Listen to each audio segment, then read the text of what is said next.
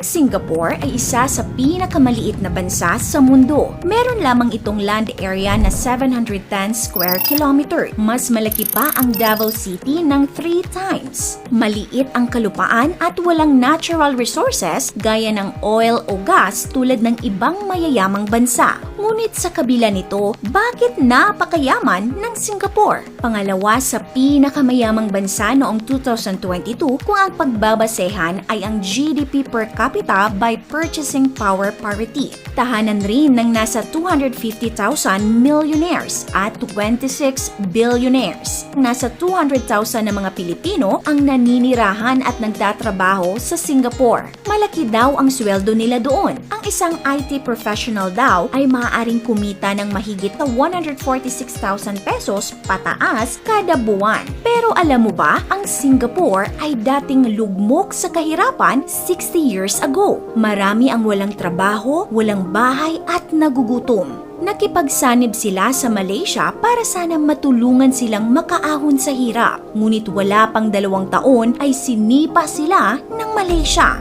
Sobrang ikinalungkot ito ng Prime Minister ng Singapore. Pero sabi nga niya, I have a few million people's lives to account for, and Singapore will survive. ano ang dahilan bakit pinatalsik ng Malaysia ang Singapore? Paano nga bang ang maliit na bansa na walang natural resources ay nakaahon sa hirap at ngayon ay namamayagpag sa yaman? Sa ibabang bahagi ng Malaysia ay matatagpuan ang pinakamaliit na bansa sa Southeast Asia, ang Singapore. Ito ang Singapore ngayon, larawan ng isang marangyang bansa, tahanan ng pinakamagandang airport sa mundo. Pero bago pa man ito kuminang sa ganda, ay ganito ang kanyang itsura noon, lugmok sa kahirapan.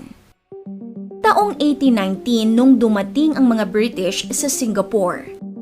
Kahit walang natural resources ang bansa, meron naman itong mahalagang asset, ang kanyang lokasyon. Ang bansa kasi ay nasa sentro ng ruta ng kalakalan na nagkukonekta sa Asia at Europa. Kaya naman naging crown colony ng British Empire ang bansa. Naging maunlad ang Singapore sa kamay ng mga British. Pero nagbago ang lahat nung naganap ang World War II. Natalo ng mga Hapon ang mga British at napasa kamay nito ang Singapore taong 1942. Pero pagdating ng 1945, binomba ng Amerika ang Hiroshima at Nagasaki. Natalo at sumuko ang Japan. Natapos ang World War II at naibalik ang Singapore sa mga British. Pero sa panahong ito ay wasak na wasak ang bansang Singapore dahil sa nangyaring digmaan. Sira ang mga infrastruktura, walang kuryente at sira rin ang mga daungan na siyang pangunahin nilang pinagkakakitaan. Walang trabaho ang mga tao at nagkaroon ng kakulangan sa pagkain. Binigyan ng mga British ang Singapore ng self-government. Kaya taong 1959 ay nahalal bilang kauna-unahang Prime Minister at kinikilala bilang founding father ng Singapore si Lee Kuan Yew at siya ang babago sa takbo ng buhay ng Singapore. Taong 1963 nung nagdeklara ang Singapore ng kalayaan sa mga British. Dahil nga lugmok sa kahirapan ay nakipagsanib sila sa Malaysia taong 1963 para matulungan silang makabangon muli.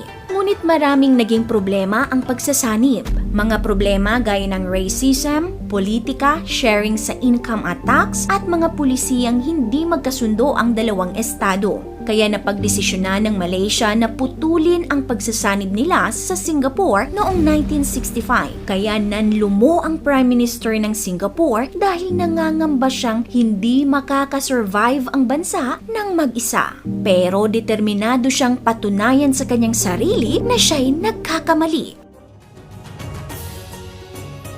Ngayon, ang Singapore ay tahanan ng 5.64 million katao. Puno na ito ng mga napakagandang infrastruktura. Nangunguna na sila sa high-tech manufacturing at sila rin ang nangungunang financial center sa Asia. Ang Singapore ay isa sa tinatawag na 4 Asian Tigers or Dragons, kasama ang Hong Kong, South Korea at Taiwan dahil sa napakabilis na pag-unlad at napakagandang rags to riches story nito. Noong 2022, ang Ang Singapore ay pangalawa sa pinakamayamang bansa sa buong mundo kung ang pagbabasehan ay GDP per capita by purchasing power parity o yung halaga ng perang meron ng isang tao kung ikukumpara sa pera ng ibang bansa. Napakarami ding milyonaryo at bilyonaryo sa Singapore. Sa katunayan, napakaraming milyonaryo sa China ang lumilipat sa Singapore para maprotektahan ang kanilang yaman mula sa komunistang China. Madalas ring tawagin ang Singapore bilang Monaco of the East dahil sa yaman nito. Speaking of Monaco, alam mo bang paborito itong tirhan ng mga milyonaryo?